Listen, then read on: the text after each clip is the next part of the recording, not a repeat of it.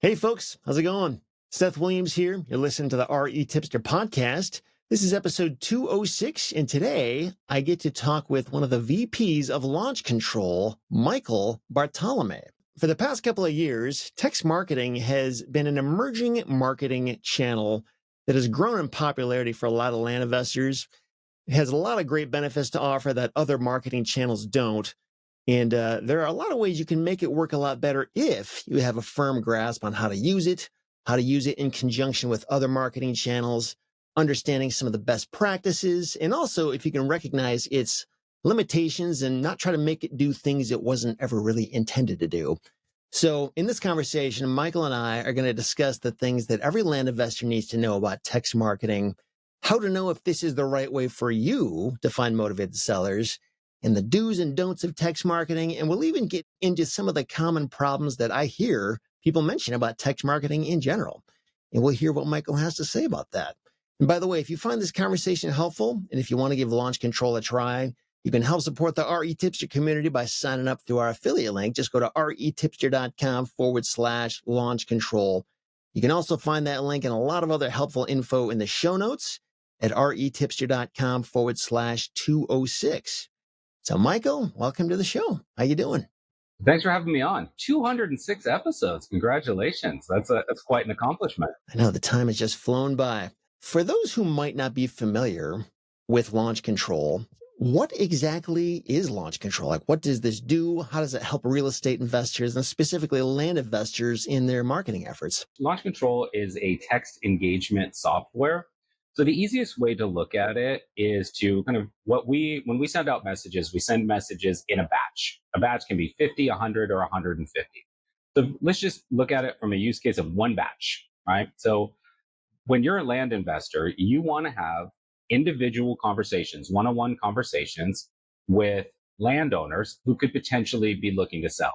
But you taking the time to do an actual one-on-one outreach to each one of them via a text to engage and see if you get interest coming back in can be really, really time restrictive.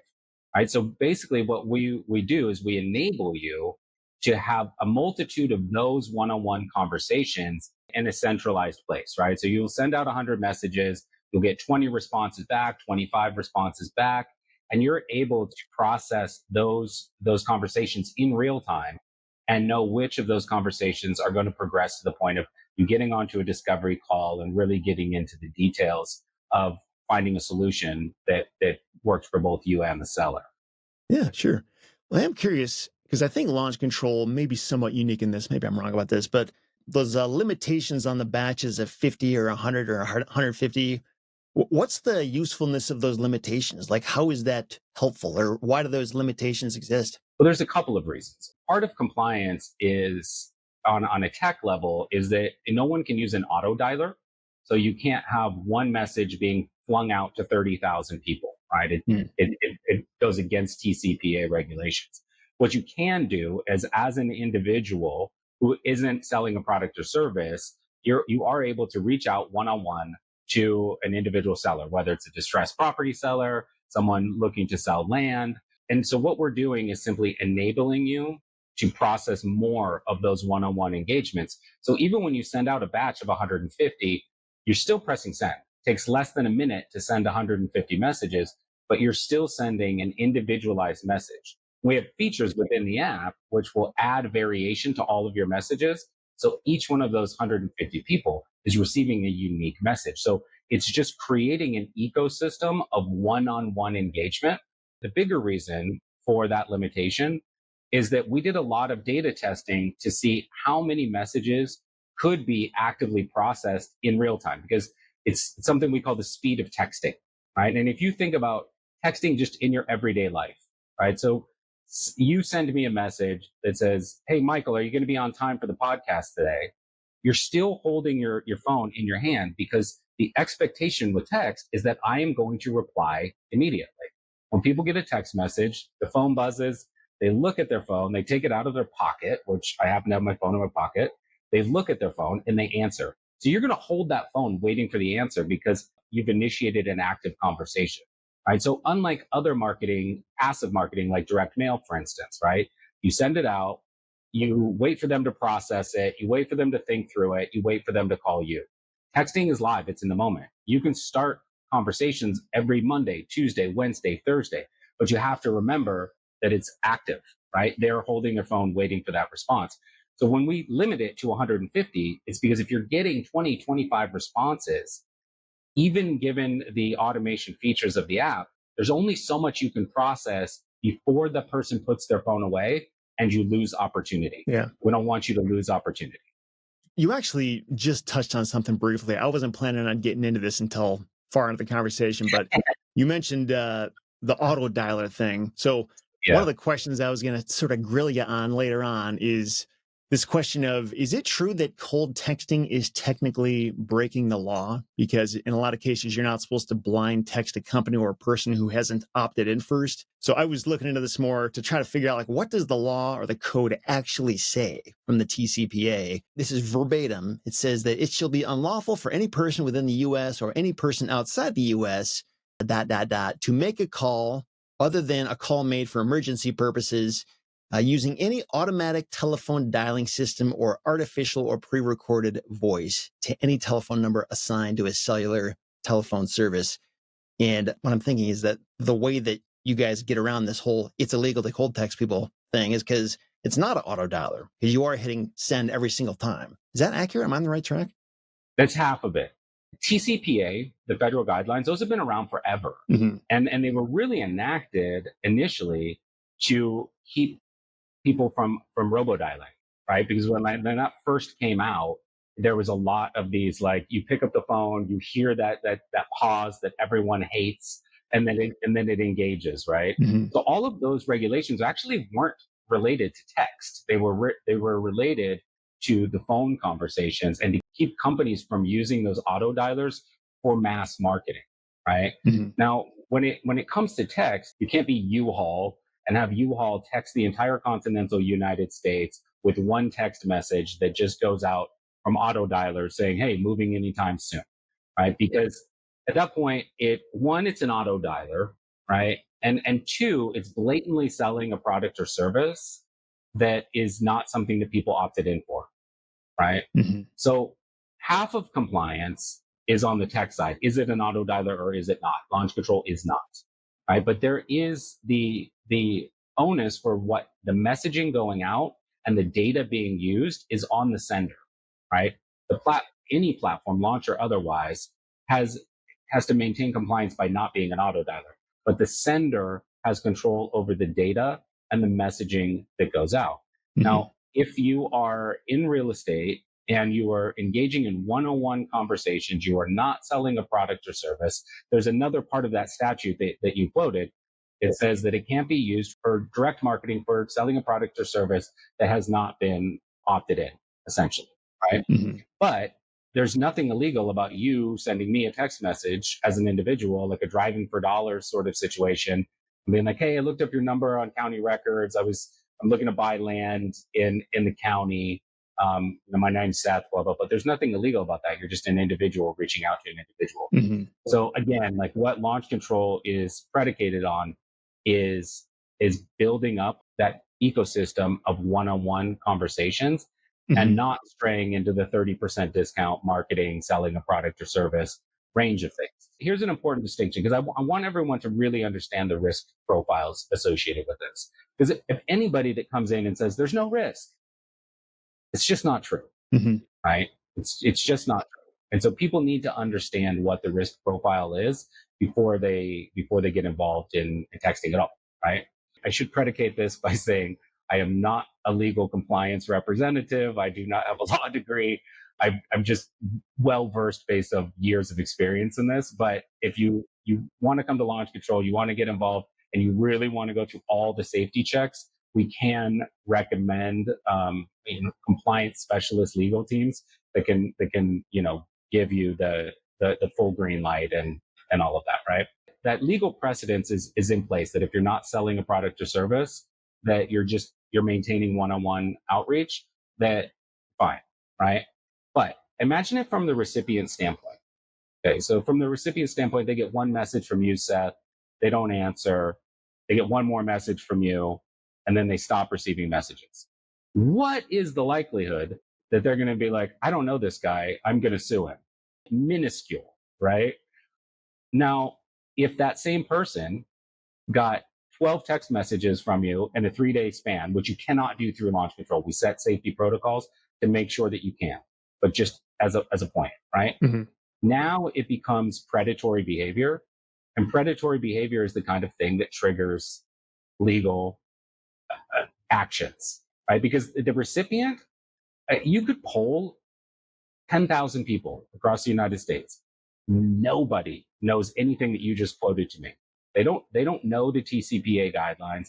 They don't know the carrier guidelines, the CTIA guidelines, which we'll dive into this, but that's where all of like the changes have been in the last year or so, is on a business to business carrier side.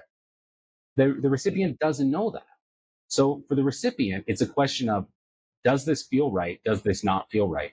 And if they feel like it's an abusive situation, the risk profile goes up. Yeah. If it's a soft introduction to a potential agreement for land, the risk profile is almost none. Mm-hmm. And so we send millions of messages a year. We work with thousands of investors on the land and distressed property side. We are not flooded with problems because it works. You're able to do this, to maintain this in a healthy ecosystem, and it works just fine. But does the recipient have the ability, if they feel like they're in a predatory situation, to attempt to pursue things legally? Sure, they can. At this point, it becomes TCPA law. Right? So is it going to be seen legally as an individual reaching out to an individual, or is it going to be seen as a business marketing its services? If something legal does happen, then people have the choice to fight it or to settle it, right? And historically in REI, and the rare cases of this happening, people don't want to deal with it. The investors don't want to deal with it. They lean somewhat on LLC protections, and they say, there's no way that I can say, unless you have 10,000 names where everybody ticked a box and said, yes, I want to receive information from REtipster. Then in that case, somebody sues, you just go, here, I have this. It gets tossed out, right? Mm-hmm. Because there's no question. Yeah. Right? But in lieu of that, I can't promise 1,000% safety, and nor can anyone else. It is a very slight assumed risk for cold outreach via text or email or whatever cold outreach you're doing. If the person hasn't said, I want this information from you, you run the risk of a very, very small risk, but there is a risk of having to defend something on a compliance level. Does that make sense? Yeah, it does. I'm curious, how often do you hear of people getting sued or threatened and stuff like this? And like, if they settle, what does that look like? Like, do they just pay them $5,000 or something, or is it less or more than that? Or I'm just curious, like from your end, you probably hear about it more than anybody. Like, how common of a thing is this? But that's my point, is we don't. If this was a massive problem, we would be getting flooded with complaints, and we'd have a ton of people leaving the platform, and we just don't.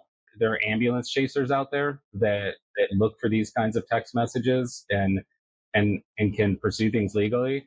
And again, like, this is something that really, you got to talk to like a compliance lawyer about this to see like what the LLC protections are and all of that. But this is an important distinction. There is no TCPA body that's out hunting around for these.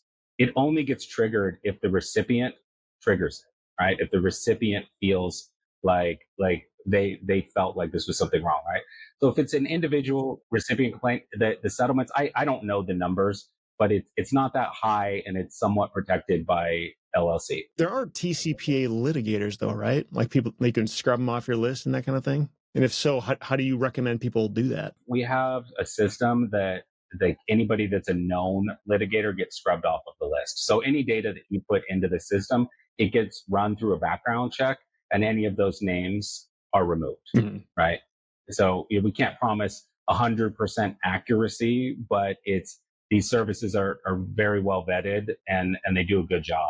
Any data that you put in, those like litigious people, those hunters that are not really they're not even the seller that you want to reach out to, they just unfortunately got put into a data set, we're going to scrub those out.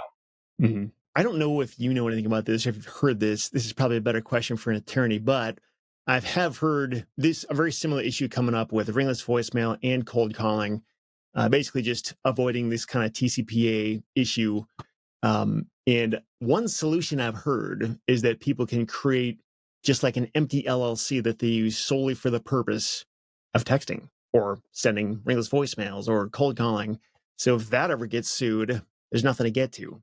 Have you ever heard of that? Like, is that a bulletproof way to do this? This is one that I'm gonna punt this one, but maybe say go see where the ball landed. Like it's definitely something that you should talk to a compliance attorney about. And I would certainly say on the other end, in any land business or any real estate business, you're not going to put all of your eggs in one LLC, right? You're just not. As you expand, if you start a rental portfolio, you're probably going to have properties in a rental portfolio. You're going to have LLCs in different states. You're going to end up with that essentially network of LLCs to offer you shelter and protection for your business as it's scaling up. So if you use that same logic for your marketing, it's a smart play regardless, right? And it's definitely something that I would look into. But there are certain people, certain investors that are just looking for ways to unlock spray and pray approach, right? Like the most volume they can possibly send.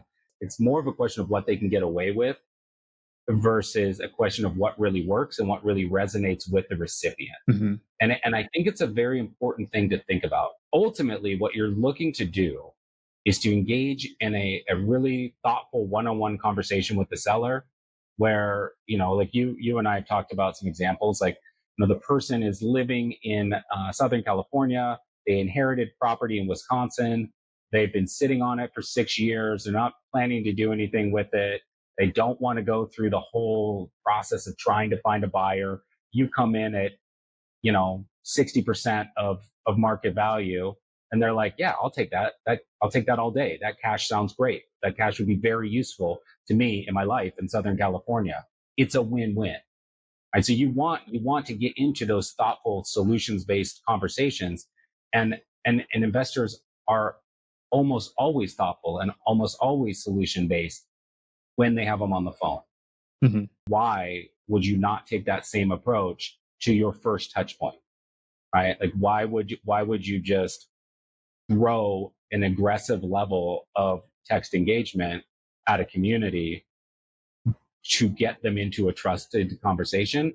The logic doesn't line up, right? So like when even if there are these hacks that will provide safety and shelter, we should still be looking at this from a perspective of how do I activate the highest number of really good conversations with sellers, Mm-hmm. instead of how can I most quickly text 4 million people across the continental US to see how many deals I can shake out of that, right? Mm-hmm. Like having a more measured and analytical approach that Mm-hmm. benefits the recipient is always the most effective way to do it. Yeah, totally. Quick question on that. So you mentioned TCPA compliance attorney.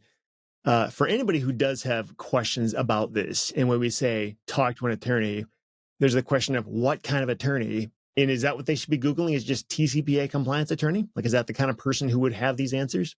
Or telecom compliance. Yeah. Telecom compliance? Okay. The word compliance has really been thrown around a lot in the last couple of years.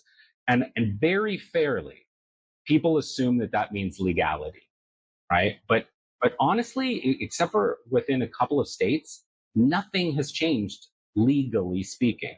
The same use case that was live and active 5 years ago is live and active today.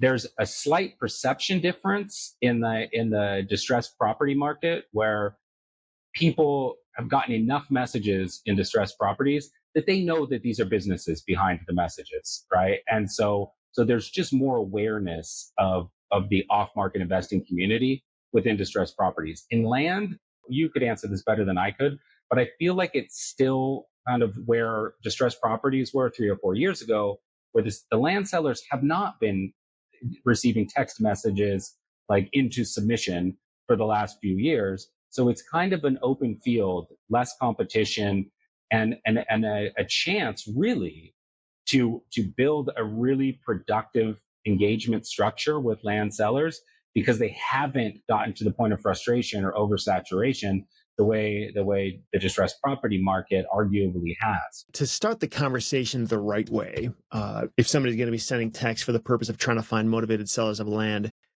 what should a person say? Do you have examples of like a best performing intro script when reaching out to owners, or is there anything people should not say when they get started? It's not necessarily what you should not say, but originality matters and specifics matter. Mm-hmm. Because imagine you're driving through a rural area and you spot a piece of land that would just be super valuable, and the old farmer's out there and he's by his fence post and he's fixing the barbed wire fence or whatever. You're not going to go up to him and say, "Hey, Jim, my name's Seth. Would you like a cash offer for this land?" Like, that's not going to be your intro, right? So if your intro by text is, "Hey, want a cash offer for your land," it's going to land the same way that did verbally when you just passed by in person. Most people aren't doing backyard land investment. I think most are probably in remote rural markets that they don't actually have boots on the ground. So when you're sending it out, right, like, you want to be able to show some specifics. Like, you and I were talking about filtering the other day, right? So if you're looking for something that has no slope, isn't in marshland, and is in like 30 miles from a major metropolitan area, right? So if you're like in rural Wisconsin and you're saying, "Look, I'm really looking to pick up some land in within 40 minutes drive of Chicago, nothing with slope. I know the area that you're in is kind of perfect for what I'm looking for. Would you be interested in talking about any parcels you own?" Right? And you're showing specifically what you're looking for, and you're showing specific knowledge of that area. That can be really powerful. Mm-hmm. And a lot of people will say, "Well, how do you do that? I'm not a writer. I'm not a copywriter." Right? Fair. Someone that I know you've worked with really closely, Callan Faulkner, she's been really leveraging AI for this in a way to do this very quickly, where instead of asking as a prompt, instead of asking AI just to write messages, she'll give it parameters like the ones that I just scoped out, right? Like, I need some messages based on it being within 30 miles of Chicago. I need some messages on land being close to a major airport. Mm-hmm. I need some messages on land that is potentially usable for hunting purposes. Whatever the land seller angle is, creating templates that are based around that. And then once you have those templates and you have your market that you want, A/B test, right? Try the airport angle, try the near Chicago angle, try the hunting grounds angle, try all of it and see what hits locally. And then you can narrow your focus that way. Yeah, totally.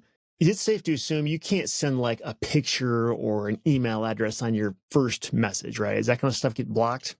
Through launch control, you're not going to be able to send a URL or any images or video or anything like that. Mm-hmm. There are versions of text where that's possible, but it's really limited to exclusive opt-in capabilities and having that audience that has ticked the box and signed up for this. Then you can activate those things. But if it is outbound communication, things like a URL will often get flagged and the messages will get blocked.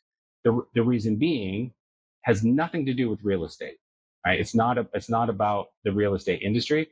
You have to look at it from a carrier perspective. They're sending literally billions of messages every day, billions, right? And they have to have like a Gmail inbox, right? They have to be able to filter what you want to receive and filter out the junk, the stuff that you don't want to receive. If you look at your spam folder in your email, there's a lot of telling signs of what's going to get thrown into the spam folder, right? Like, you've got a headline that says 40% discount on blah, blah, blah, probably going to end up in the spam folder. So there are these triggers that push it into spam. Dropping a URL in message one is going to trigger it. There's a very high likelihood of it triggering spam. So we don't allow it until deeper into the drip automation phase of things. Yeah, yeah, totally. Michael, you had mentioned Callan Faulkner a little bit ago. So in case listeners out there don't know this, so Callan and I put together a course together called Text Marketing 101 for Land Investors.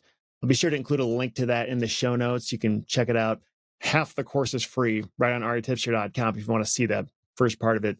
Again, REtipster.com/206. And as part of that, you can actually get scripts that Callan put together about what are these initial messages supposed to look like, and how do you follow up, and what do you say? And this was before she was getting into the AI stuff. I know that's like a whole nother realm of just Yeah. creativity and effectiveness. I think I heard her say at a recent presentation she uses clay.com for that to figure out, for the coordinates of every property, what's the nearest highway and the nearest airport. I'm not entirely sure how that's all implemented, but just be aware that's a possible resource if you want to, sound more educated and real about the property you're texting about. That could be a helpful resource too. I would really encourage that. I've learned, I think everything that I know, or the majority of what I know about land investing, from Callan and yourself. You two have been my go-to resources for that. And Callan in particular has been really kind of at the vanguard of how to use launch control for launch for a long time. Yeah. We're going to do a series with her on AI, how to implement AI through like a webinar series as well, in probably first of the year. That educational resource is a phenomenal starting point for anyone listening. Yeah, totally. I don't know if you know this, but do you know how many of your users are using only texting to do all of their deal finding, or are they combining it with other types of marketing? And if so, like, what is the most common other marketing channel people are using texting in combination with? Yeah, it's a great question. So for everyone listening, the launch control user base, thousands of investors nationwide, probably about 80%, 85% of which are focused on the distressed property market. And then the other 10, 15% are on land. I always say this jokingly, but it's not a joke, is we have 10 to 15% of people that are investing in land and 85% that want to be. I definitely see, more and more people gravitating that way and getting interested in it, taking courses like the one that you just mentioned. But within that user base, everybody falls into three major subscription levels: Light, Core, and Pro. And they tend to really mirror the scale up structure of investment businesses. So if they're on a Light package, they're usually just building up their business and trying to get some consistency. Core, they're maybe hiring a VA or outsourcing parts of the process to free up time to focus on seller conversations. And then if they're at a pro or enterprise level, they're running a team anywhere from 5 to 25. Right. So where you see text used exclusively is usually on the Light package level, because text has the lowest cost per entry for marketing of any of the channels. Direct mail can be quite expensive by comparison, and it's real-time marketing. So it allows people at that beginning level who may not have a full schedule to dedicate to this, might be doing this a couple hours a day, trying to generate their first deals. It allows them to send out a batch of messages or 2 batches of messages, generate live active conversations, and get their at-bats with sellers, get their practice with sellers so they can really kind of hone their pitch and hone what they're looking for. Now, I don't know of anybody at a pro or enterprise level that is exclusively using text. By the time they scale up to that point, they've got a pretty sophisticated marketing system of text, direct mail, PPC, sometimes television commercials, obviously networking within communities. And so the question becomes not so much a question of which, but a question of how to leverage them together to get the most possible deals out of any given data set. Yeah. And on that, where should texting fit in the mix? It sounds like it might not be the first thing that everybody starts with. So like by the time a person does start using text marketing, does the sequence look like, okay, we send a text this day and then we wait a week and send another one. And then after this and this and this, then we send mail? Or do you have any examples of like an effective follow-up sequence and where texting fits into that? Here's what I see as the most common mistake that happens when people are using text and direct mail, as a simple example. Mm-hmm. It triggers something that I call versus mentality, where they take a portion of the data and they send it via text, and then a portion of the data, and that goes to direct mail, and then say, what's performing better, text or direct mail. Where the question really from a marketing perspective should be, if I've got 1,000 potential land sellers, how can I activate the majority of those? Or how can I activate as many possible sellers from that data set as possible? It's not a question of which marketing channel activates more. It's a question of how many can be activated at all, right? So if you know, for instance, that you're going to send out a direct mail piece and it's going to hit, 3 counties in rural Wisconsin. If you send out a text message to those same people a few days in advance via the mail, I sent you an offer for your land, and take a look at that. I'm sure you'll have questions. If you want to just you can give me a call at the number that I listed on the mailer, or if text is easier, you can reach me here as well. Right. And so put yourself in the place of the recipient. Right? They get a direct mail from you, a direct mail piece from you. They get a text message from an unknown number offering something about their land. They're not going to connect the dots. They're going to see that as 2 different entities approaching them about their land. And they're going to see that as, it's getting counted on their touch points list. Right. But if you send that text message connecting the dots between the direct mail that you're sending out, now they see you as a single individual that's just giving them communication channels that they can reach out to you. The other benefit of that is that it combines the passive and the active, right? So a direct mail piece is passive. You have to wait for them to come back to you.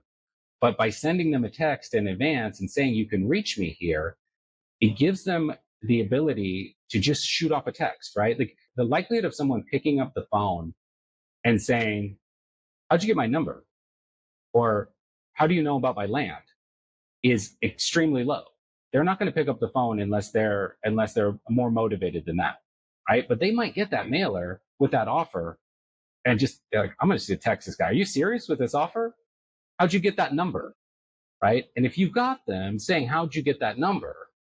So there's a ton of ways you can pivot that and lean on your coaches for this. Is it your coach's advice that you just pick up the phone and call and say, "Hey, I think it might be easier if we just talk about this over the phone"? Is it your coach's advice that you have a reply that you use via quick replies and launch control to vet the conversation further? Work with your network, work with your coaches to figure out that pipeline, how you advance things in a pipeline. But by setting up those 2 communication channels, you're doubling your odds of engagement from the recipient. Yeah. Am I correct in my understanding that you can't make or receive a call from the launch control phone number that you're using for texting? You cannot make a call. You can receive a call. Okay, so gotcha.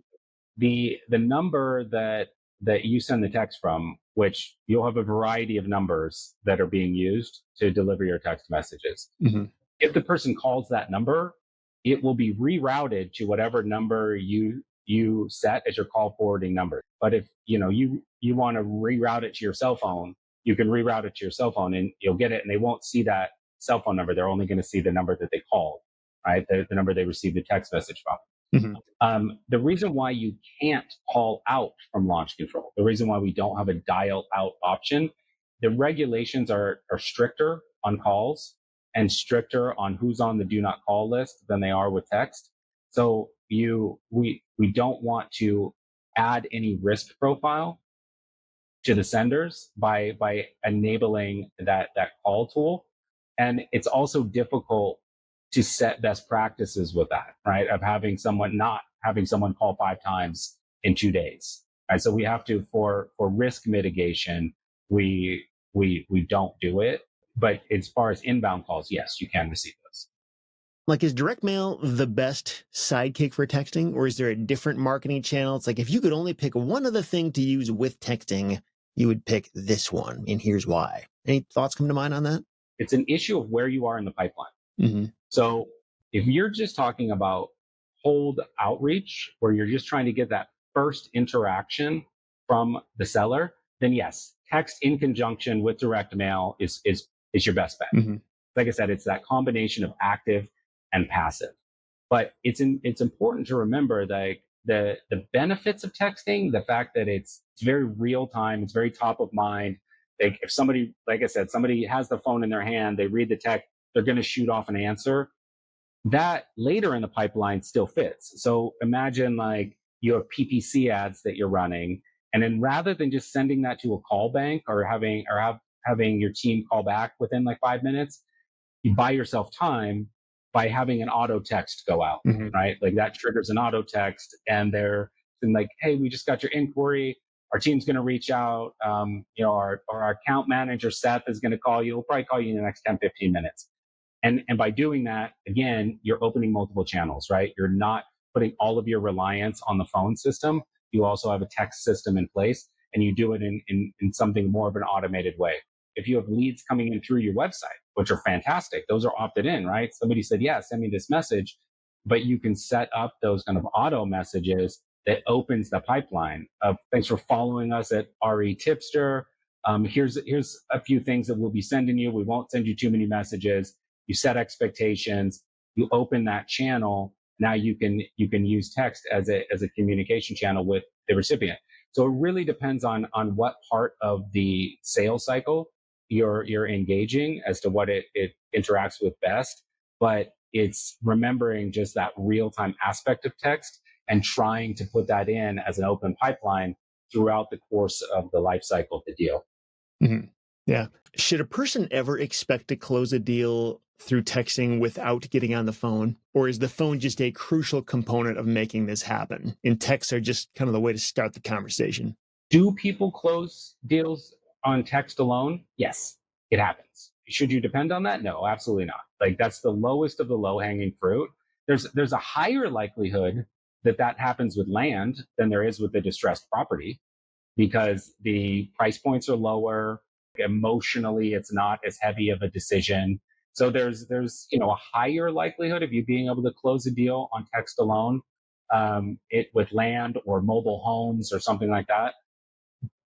But the phone is crucial. And the reason why the phone is crucial is because it is you running through the mechanism of a real estate investment business, right? You need to find out, why the seller wants to sell. You want to find out what their timeline is. You want to find out what their expectations are. You might find out on a phone call that the person that is selling that land, all of their neighbors in the area use it as a hunting ground every season, and they warn you like, hey, they're not going to be happy I sold this. And that triggers for you the idea, well, maybe I'll hold this and maybe I'll use this myself as more of an investment property. Like the odds of you getting all of that information via text message is less likely. The phone becomes a crucial component to just relationship building with sellers. And I think that's always going to be vital. Yeah. Do you have any like key metrics that you think land investors should be tracking to measure the success of their campaign? And like, what are those? How do you measure success? How do you know, okay, I'm doing it right versus something's wrong? A few ways. One, everyone that comes in to Launch Control, we white glove the registration process, we get you set up, and then the first thing that happens is you get assigned a dedicated customer success representative. Customer success representatives that work almost exclusively with land investors. They know how to configure the app for best practices for land investors, and they know all of the engagement best practices, right? So leaning really heavily on that assigned customer success representative is a great way to do it. We also have within the app, we have a custom tagging feature. And there are different ways that you can use the custom tagging feature. But one way that they could be really useful is having tags that track where that lead sits in the conversation flow. So for instance, if you get a secondary response, right, where they said, how'd you come up with that number? You respond and then they reply again, and it's actually like a live conversation, right? So if you have a tag, and you could use the warm lead, hot lead distinctions in Launch for this, but you could also set a specific tag that let you know where in the cycle that is, and then you can filter by that, right? So you can filter by how many people got to that secondary response, how many people you actually got onto a phone call. So you can use it as an early stage CRM to really track how well you're doing. And then the other thing, of course, is if you are using a CRM, and you are closing deals, making sure that you understand where those conversations originated and what ended up being a deal. Even if it was one of those combinations of, say, like text and direct mail, give them both credit, right? One doesn't have to win. The point is that you were able to get into an active conversation with the seller, and that combination got you there, right? So you don't have to have a clear marketing channel winner. You just have to have marketing channel effectiveness. Yeah.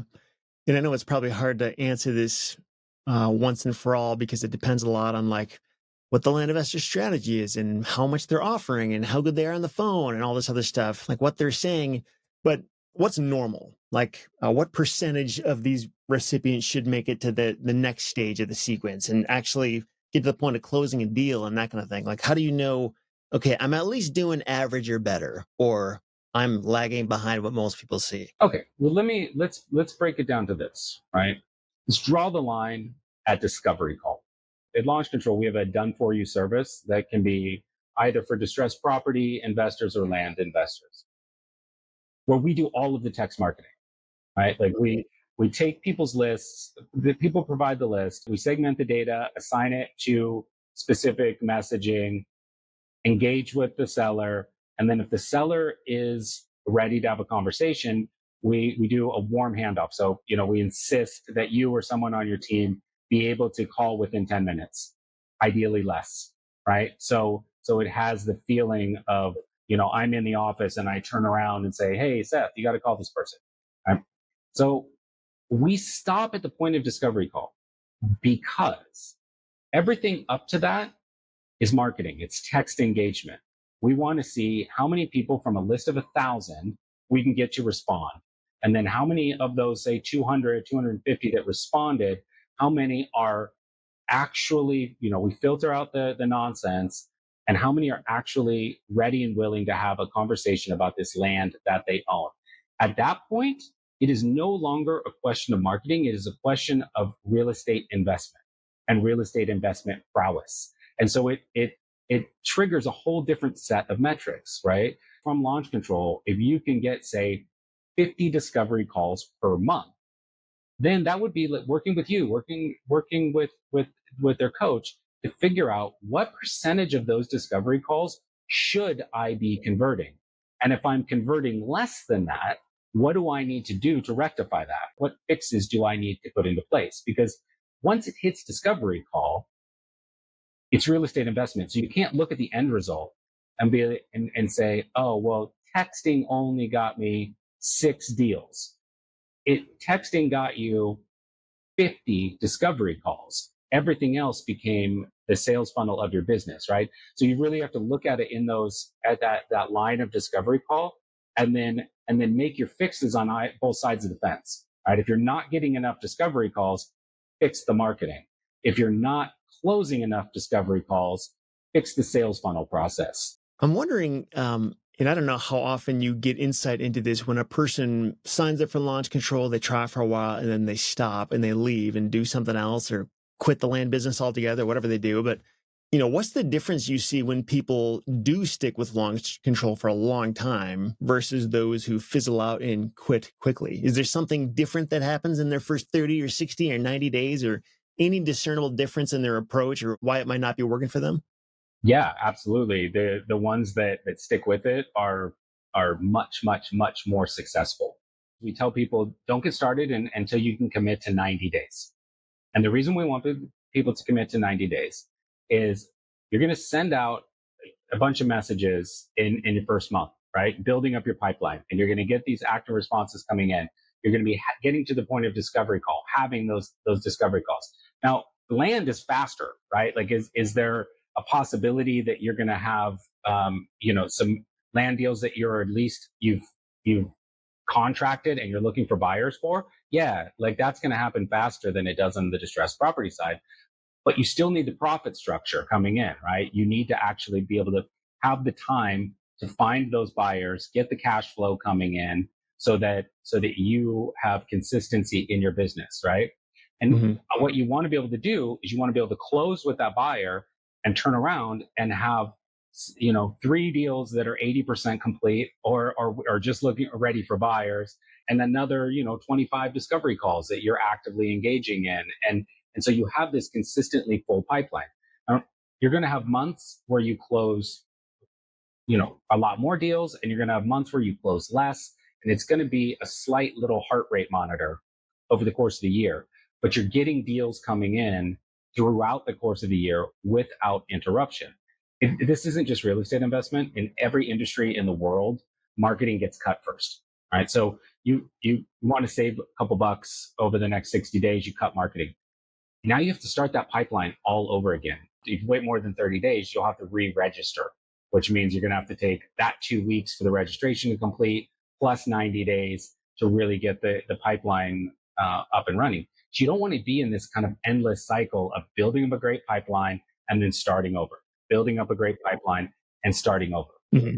I would give the same advice for other marketing channels that you're using. So you're scaling up a business. You want a website, foundational. You want an inbound phone number for your business, foundational. You want to have some communities that you're part of where you can connect with buyers, where you can connect with other investors, foundational. Text should be foundational. It's like a website. It's part of running your business, and it's there all the time. And then if you want to, as your secondary marketing channel, if you want to implement direct mail, you should be doing that. You can tell me what frequency, but if not monthly, at least quarterly. And you're doing that on a set basis. And every year you do the same thing, at least quarterly. If you want to up the volume, great, but don't remove the channel. Stay consistent with your marketing channels because they're all going to produce and they're all going to have spikes at different times, right? So ride that wave or those waves, and that will give you the best possible results for your business. Gotcha. I am curious, how do you see AI or automation playing a role in the future of text marketing for real estate investors? Like, do you think we're going to see a lot of changes, or does Launch Control have any plans for like implementing new features or anything like that? Yeah, I love this question because it's a cautionary tale, right, in my opinion. And so we started off, we were talking about compliance, right, and the TCPA guidelines, and I said like those TCPA guidelines were really put in act like in the early 90s to curb auto dialers or robo dialers, right, because that was just for the recipient that sucked. It was a really bad experience, right? And so AI has that same potential for people looking, like I said, a lot of times people aren't looking at this from the recipient perspective. They're looking at this in like, how can I exponentially add volume to my business as fast as possible without thought about the recipient and what their experience is. So if we use AI in the wrong way and we use AI with only a mind towards volume and not towards recipient experience, it's going to get shut down.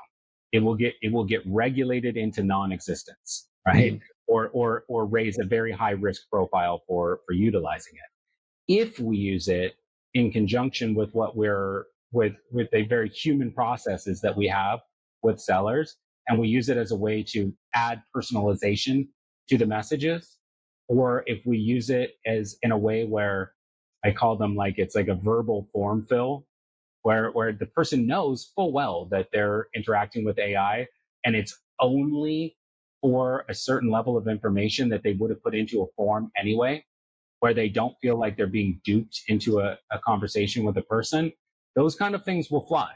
We're in a really, really interesting moment in time where we can either make this work as a really, really powerful business tool over the next 10, 15 years, or we're going to shoot ourselves in the foot.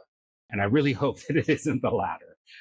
And as far as like what Launch Control is working on, yeah, we're in the lab essentially, testing quite a few different things. But with that kind of experience in mind of having it create personalization, of using recipient responses to create suggestive kind of opportunities, but all of that we're not going to roll it out until it has been really properly tested.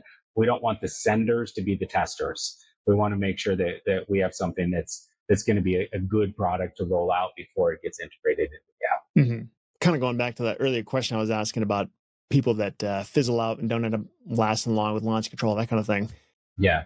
I feel like a lot of times what's going on there is it's just missed expectations. Maybe they're getting into it because they're expecting some result and they start using it, or maybe they don't use it at all, but that result doesn't magically come about. Makes you wonder, what kind of person do you think shouldn't be using text marketing at all, or shouldn't be using launch control specifically? Are there any common things you see from people who like, oh, I thought it would do this, but it doesn't, I'm out? Software as a service, the term is to when a customer leaves is churn. Right. So the biggest cause of churn is that misalignment of expectations. Right.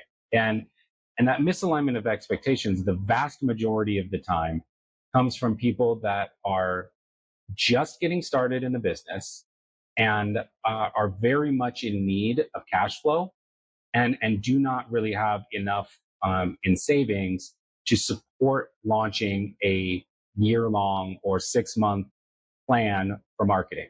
Right? They're looking for that quick hit to get a deal. I wouldn't suggest getting a subscription if you're looking to get your very first land deal. If you're looking to get your very first land deal, there are a lot of free resources that you can use. When you do have a deal or two under your belt and you've got, a few grand to play with, then it makes sense to implement marketing and to give it that 90 to 120-day window to create that pipeline mechanism where you're able to start doing a consistent level of deals and then a ramped up number of deals. The other thing that is a limiting factor is when people look at it, and look at text engagement or really any marketing channel as not something you implement, but something you just give it a try, right? So like, oh, I'll give it a try for 30 days, see if I get a deal. Like we said, that doesn't actually match the life cycle of a deal, right? The life cycle of a deal takes more than 30 days, right? So unless your commitment is matched to the minimum life cycle of a deal, it's always going to have a failure rate. It doesn't matter what marketing channel you try. Try PPC for 3 weeks, it's going to fail. If you try launch for 3 weeks, then unless you get really lucky, it's not going to get you the results you want. So if you're into business building, you gotta commit to that minimum, and then you'll find success. Gotcha. I do know, when sending out a text campaign like this, obviously you need people's phone numbers to do this. And to get phone numbers, one way to do it is to get a list from whatever your data service is, and then skip trace that list to get those phone numbers.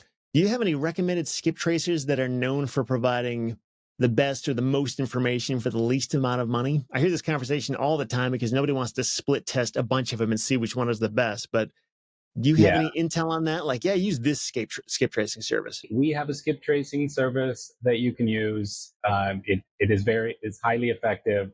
There's not any one that I think is much better than any other.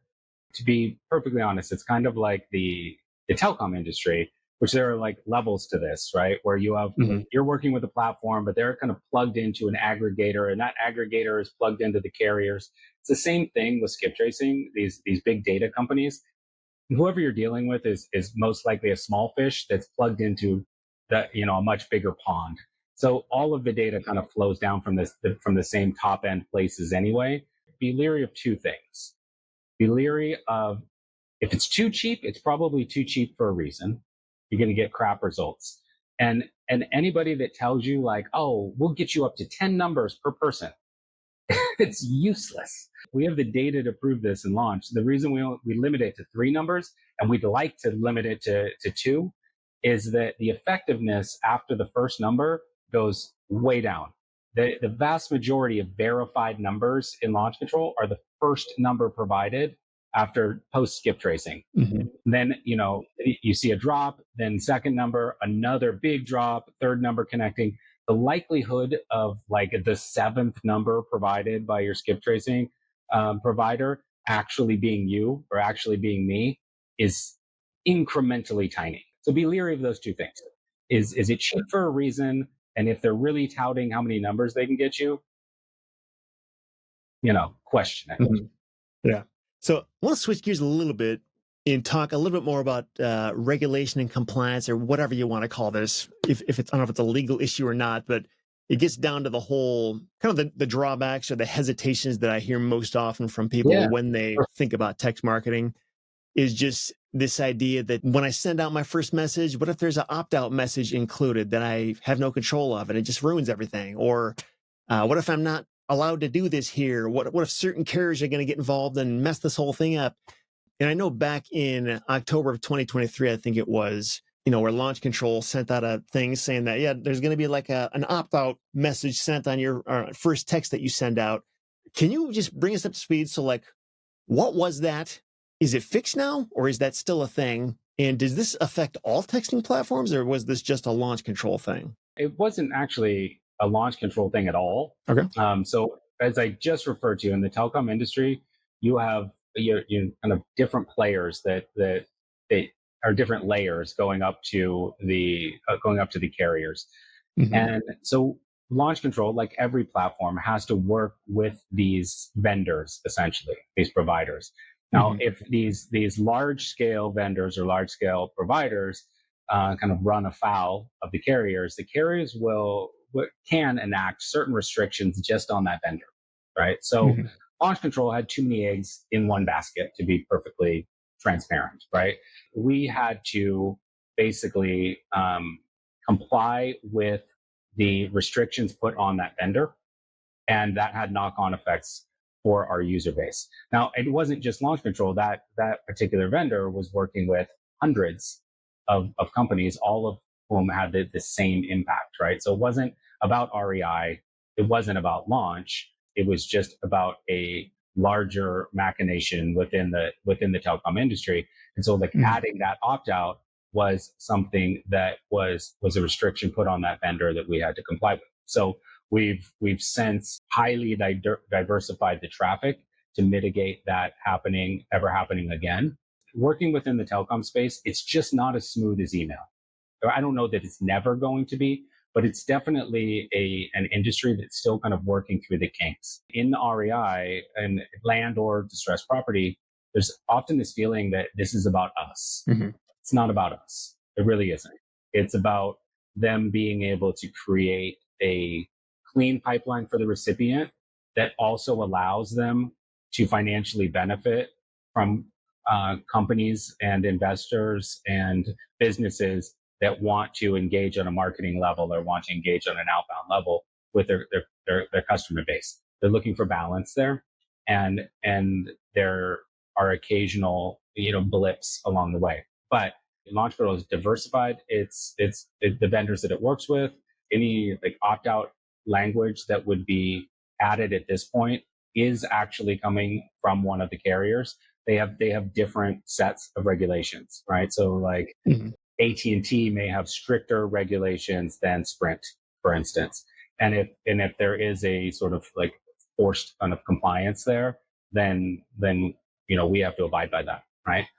The opt-out thing it's much maligned in the real estate investment industry, but it is a good protective measure, right? Like I understand people not wanting it in the first message, and we try to remove it as much as we can. But if you think about like just using email as an example, right? You don't care if you didn't sign up for an email as long as you have the ability to stop receiving that email, right? Like you're never going to get upset about it as long as there's a clear exit door, right? So in text, it works the same way, right? You still want to have an exit door. So whether or not the opt-in message is included, you have to at least in your engagement with the recipient, if they clearly want out of that conversation, you have to look at it from a recipient standpoint and say, I'm going to let them off the hook. I'm going to let them out of this conversation, because it doesn't limit your ability to send them a direct mail piece. It doesn't limit your ability to hopefully get them to engage with you directly through online advertising or going directly to your website. It doesn't mean that you can never get a deal for that person. It's just that person has expressed a disinterest in text, and you want to respect that and reduce risk for yourself as a business. So, it's a difficult thing sometimes to separate leads and lead engagement from recipients and the recipient experience, but it is important to consider it, right? So be a good actor essentially, and you'll be in a safe space. Yeah. So interestingly, as we've been talking here, about 30 minutes ago, I got a random spam text from somebody I don't know. I'm using Verizon. I don't know if this Mhm. has something to do with it or not, but when I got this message, I can reply with stop. They said in the message, let me know with a quick yes or no. And I just replied stop to them. But I also got this thing. I'm using an iPhone. I don't know if this is an iMessage thing or what, but it says the sender is not in your contact list. Report junk. And I have the option to hit that as well, which I assume maybe that's something different than just replying stop, or maybe it's the same thing. I don't know. But what makes all this happen? Like if I were to send out this text with launch control, would I get this? The sender is not in your contact list. Report junk message, or is it Verizon that's making that happen? Or That's the carrier making that happen. And they each have different ways that they go about it. Some don't have it at all. And then some are stricter about it. I mentioned exit doors, right? So one exit door is to reply stop or end. If they actually use those coded words, they say stop or end, launch control will automatically remove them. The ones that the recipient has to be careful for is the ones that are like, hey buddy, how'd you get my number? Like, why are you even doing this? Leave me alone. The system isn't sophisticated enough to pull that one. And also, like, it's really your choice how to maneuver that, right? But another exit door, it's sort of the hidden exit door, is what you just alluded to. And that is a big part of the reason why you'll see in the data that your deliverability will be 88 to 92% or something, right? And it's because there are a certain number of those that either it's a bad number and the skip tracing just didn't catch it, or that person's exiting out the unseen exit door. What happens from a registration standpoint is you as an investor, when you register with launch control and you register to use text engagement for your business, you're in a B2B relationship with the carrier, right?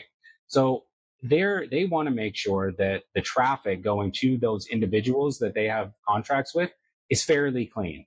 Like they'll allow for a certain amount of unwanted messaging, but they have to play both sides of the fence, right? They want the marketing money, but they also want a really good recipient experience and the contracts on the recipient end.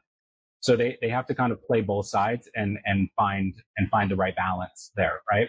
So what happens is that if they get a multitude of those, too many of those coming from your registered channel, it's going to raise red flags, right? So there are things that we do in the system to mitigate that. So if too many of those happen, the system will automatically pause texting on your account so that you don't burn your registration. when you say this system, you mean launch control? Launch control, yeah.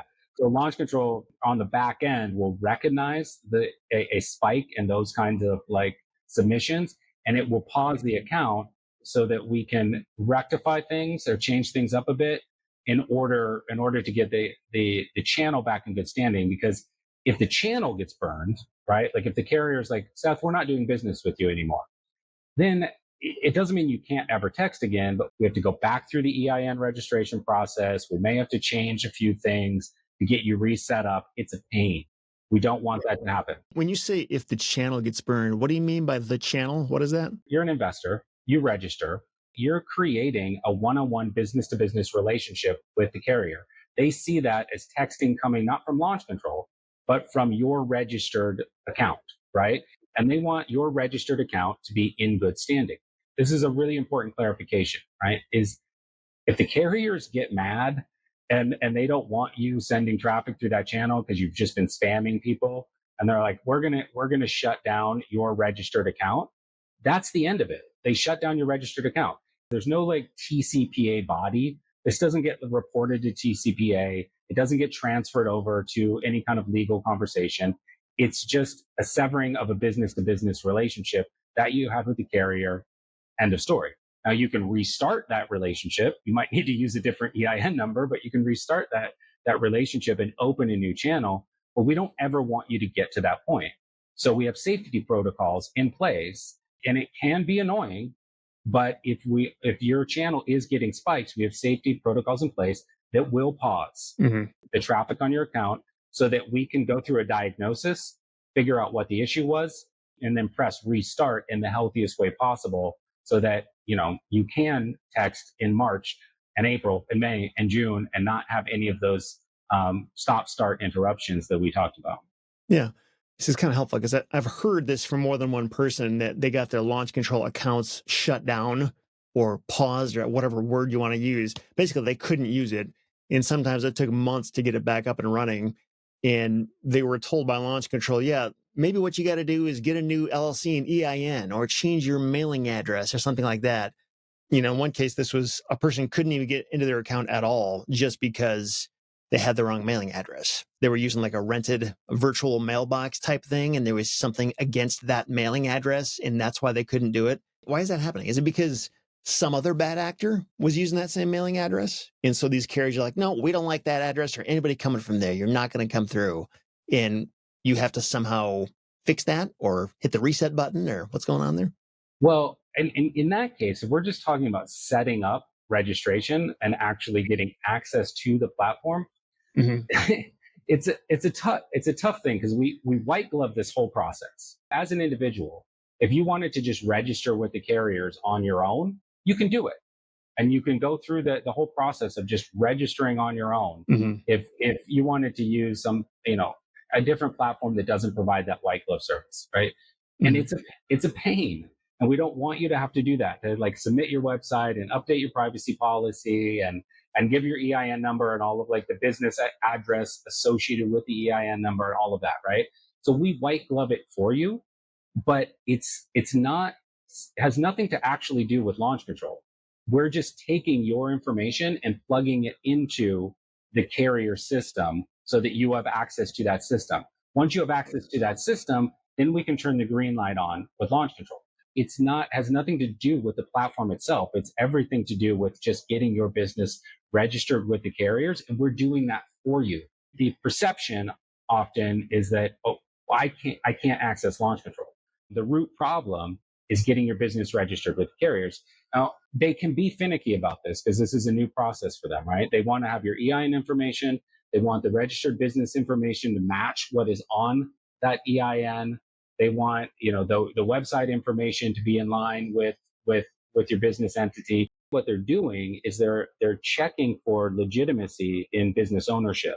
And they want to make sure that these are real entities that they're dealing with so they can get spam out of their system, right? If they just let anyone in, then the Gmail spam box is going to be everybody's text inbox, and they can't have that. So those hoops are not launch control hoops. Those hoops are carrier hoops. I use one of those personalized mailboxes myself, and I run into trouble all the time with people saying, well, I need a physical address. I'm like, I don't have one. I spend most of my time outside of the US. I literally don't have one. It causes me headaches all the time, right? But that is a carrier restriction that's just being white glove processed by launch control. It is not a platform restriction. As you sort of differentiated, we have the situation where a person's just trying to get onto launch control for the first time. They've never even used it, and they're running into this issue. Or other times they got into launch control, and as they've been sending texts, then it gets shut down. And when that happens, is that because people like me are hitting this report junk button too much? Like, is that effectively what makes this happen? Or is it just replying with stop? Like, is that what makes it happen? It depends if we're talking about your account was paused or actually cut off. Right? Because if it was paused, then that just means that we're going through a diagnosis process, right? Like the system saw that there were too many of those spam messages going through. The system recognized that there was, not enough interaction, not enough of people that were responding to create a two-way engagement. The messaging was overly similar. It started to look almost like kind of robo messaging because we didn't have enough variety in the messaging. There's certain things that will trigger a diagnostic pause, and that shouldn't take very long to rectify because that's just fixing elements within the setup of the platform and then switching things back on.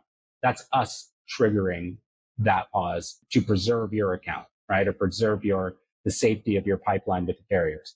Now, if the carriers pause it, or cut it off and say, like, we're seeing way too much spam on this channel.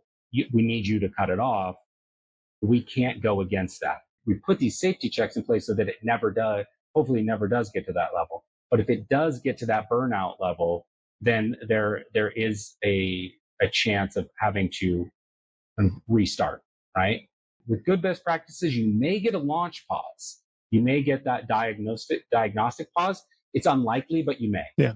Right. But outside of that, with best practices, you should never hit the carrier pause. When you say the carrier pause, so there's a lot of different carriers. So what if AT&T puts me on pause, but Verizon doesn't? Does that shut everything down, or can I still only send people to the non-AT&T ones, or how does that work?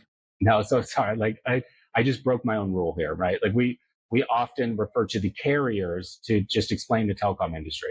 But remember I said there's providers that kind of sit in between the carriers and all of the platforms. They're the ones that are getting messages about these channels and saying you guys need to take care of this one. You need to clean this up. You need to clean that one up. This one's getting too high of a spam ratio. We're going to pull the plug if you can't fix it. It may be carrier specific. It may be AT&T specific, but most likely in almost every case, to use real estate terminology, they're seeing too many distress factors coming from your particular pipeline. They want to rectify that. So we're trying to stop it before it ever gets to there. There's no such thing as AT&T saying cut Seth off or Verizon saying cut Seth off. There are layers in between that and safety protocols in between that. And it's just a question of you don't want to get too far up the chain where it becomes a reset process. Yeah. I don't even know if I want to get into this, but I've heard the word carriers, aggregators, vendors, providers. What are all these things? I think I understand what carriers are. And I think when I hear vendor, is that you? Is that what launch control is, or is that something else? Maybe you just explain each one of those things for me so I clearly understand who does what. It's annoyingly confusing. I understand that. It really is if you really want to dig into the telecom industry. Honestly, from an individual investor's perspective, it doesn't really matter. Can you send out the messages, get the messages through, do it in a healthy way? Yes or no? It's checked out from the legal side. It's really just a business to business discussion. But within that bubble of the business to business discussion, you've got the major US carriers and international carriers, and they send, worldwide, there are something like 27 billion text messages sent every day, right? Every day, 27 billion. Mm-hmm. So there obviously needs to be a network in order to make that kind of volume happen, right? So the aggregators, which are actually bigger companies than the carriers themselves, they're these huge, international conglomerates. They're the second layer. So carriers, aggregators, and then the aggregators, there are companies that will connect with, say, I don't know, a couple hundred platforms like Launch Control, mm-hmm. right? And they're one level down from the aggregators. And then you have Launch Control and other, niche specific texting platforms that have even if sizable from a carrier perspective or from a aggregator perspective, a limited user base. If you imagine in real estate investment, Launch Control's got a few thousand investors using the platform, sending messages, sending, millions of messages annually in a system that receives 27 billion messages daily. It's not even a drop in the bucket. Mm-hmm. It's less than a drop in the bucket, right? That level, you have to consider multiple industries, and you have to consider all of the political messages go through this system. All of the charity messages go through this system. Any text message that you receive on your phone, including the text messages from your friends, all go through this system. It is gargantuan and sometimes a little messy. I only say that to illustrate the fact that any idea that the carriers are coming after land investors, no, they're not. They're not. That system is way, way, way, way, way too big. Mm. All they're doing is tinkering with the filtering, tinkering with the way that messages are processed through the system so that they can refine their inbox versus spam box as well as they can. there's no lens on us. That's just not accurate. Sure. One thing I did hear from our community, you can tell me if this is true or false, but it sounds like, according to this person, they said that if a prospect doesn't respond to the initial text, launch control does not allow another attempt for 30 days. And he said, I think other SMS services are more relaxed on this. And if there's any rationale for this policy with launch control, or if there's any plans to give people more options. Any thoughts on that? Yeah. So the reason that we put that into place again was to protect the sender and to create a better recipient kind of outreach process. So we want to focus on those inbound conversations. So when you send the first message, you get a 20% response rate or 15% response rate. Those, we want you to focus on those active conversations and to convert as many of those as you possibly can. It's diminishing returns after that. If you get a 20% response rate on the first message, when you send that second message, even 30 days later, it's something like a 4% response rate, 5% response rate. You send a third message, drops again, 1%, something like that. The vast majority of people are going to respond to the first text message. A few more will trickle in with that reminder message. But what we have to be careful of is someone sending a text message at 9 o'clock in the morning and then sending another message at 11 a.m. saying, hey, did you get my text message? And then sending another message at 4 p.m. saying, hey, I'm checking out for the day. Would love to have a conversation if you can, right? And then imagine that recipient getting 3 of those from you, 3 from me, 3 from another land investor all in the same day. Not a good experience, right? And it raises the risk profile quite a bit. We can technically reduce that number, but we only do it when we are working with investors who have a proven history of following best practices and have really good systems and work very closely with our CS team. Then we're able to lower that number. But it's for people that are just coming in and getting started. It's to protect them as a sender. It's to create a better recipient experience, and it is because of the nature of diminishing returns, right? You're either going to get a response or you're not. Sure. Gotcha. When I first was looking into launch control and Callan was taking me through the onboarding process, and I saw the different pricing plans, and she was explaining the importance of having a local-ish number, either from that person's area code or preferably within the same state, so it's sort of recognizable. And then I saw the cost of adding a second number. I was like, holy cow, it's expensive to add one more number. Why is it so expensive to add another number? To add a number or to add another market, you mean? Yeah, well, I think it was if you wanted another number with a different area code to go after a different market, if I'm remembering right. Is that what it is? Yeah. So it is allowable on the larger plans because you have more volume that you can send out, so you can segment that volume. So if you're on an enterprise account, for instance, it makes sense to have 5 markets, because when I say market, I mean area code. You're going to want to be able to spread out that that volume, right? But for smaller packages, we have hard costs that we have to cover in terms of it's not just giving you one number, it's getting a set of numbers that will go on a light package, for instance. You really can't have 2 markets because you just don't have the volume to be able to get enough deals coming through either one of those. We have to control the hard costs and allow you to kind of spread out your marketing in different markets, but it's adding extra costs and extra strain to the system that we need to account for. It's probably the white glove service too, right? I mean, I know there's places you can get numbers for super cheap, but you're on your own to figure everything out. Is that part of the rationale too? Yeah, well, kind of, but we want to make sure that we're giving you, strong numbers in that local area that we can keep attached to that pipeline that you've set up with the carrier, so that you can use those numbers in perpetuity, hopefully, right? Sure, gotcha. Last question here. Some people are afraid that texting will be completely shut down, and what they mean by that exactly, I can't say with specificity if they're talking about launch control or just it'll become illegal across the board to send any kind of unsolicited text message for any reason, or just, I guess, the future of this as things continue to change. as, regulations or carrier restrictions, all this stuff continues to develop, they're worried that like, hey, I don't want to like get really invested in this and then like the rug is pulled out from under me and I just can't use it anymore across the board. Yeah. Is that a realistic concern or a fear? And if not, why not? What are your thoughts on that? I mean, I started working with launch control in 2019. And in my first week, I heard that concern. Yeah. It was in 2019, right? And every year since, I've heard that concern.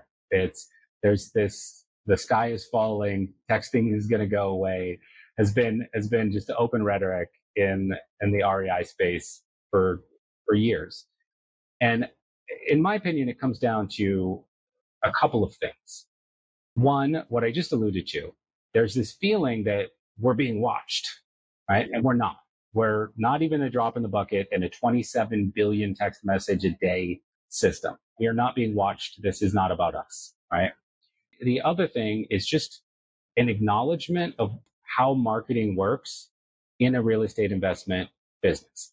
The safest route to doing any kind of marketing for your business is to not have outbound, right? It's to not have outbound at all, because you would be limited to just people that have ticked a box that said, yes, I want to receive communication from you, or I just called you because I heard through word of mouth that you buy land and I'm curious, right? But it is essentially impossible to scale a real estate investment business without some level of outbound. Now, I would love to see better balance. I would love to see a 60-40 split or a 50-50 split and have a lot more reliance on people's websites getting inbound opt-in traffic and getting active conversations and people coming to us and really creating more of that environment. But if people are looking to build real wealth through this, outbound is a necessity at some point. The risk profile is really low. We've had people on the platform that have sent millions of messages over the last 5-6 years without complications, legally or otherwise, right? With the carriers or legally. But it's still outbound messaging, right? So it's going to continue to run. It's not going to be interrupted. You will be able to use this as a marketing channel. And there will always be that very small sort of risk where somebody could, as a recipient, could say, I want to take this to a litigious level. And if they do that, it becomes precedent, right? Like, was this an individual reaching out to an individual, or is it a business that's openly marketing and it's a better situation to just settle it, right? Like, anybody that says that outbound marketing in text or email or whatever it is, right? Anybody that says cold outreach, a telephone call, has zero risk. There are no potential legal complications whatsoever.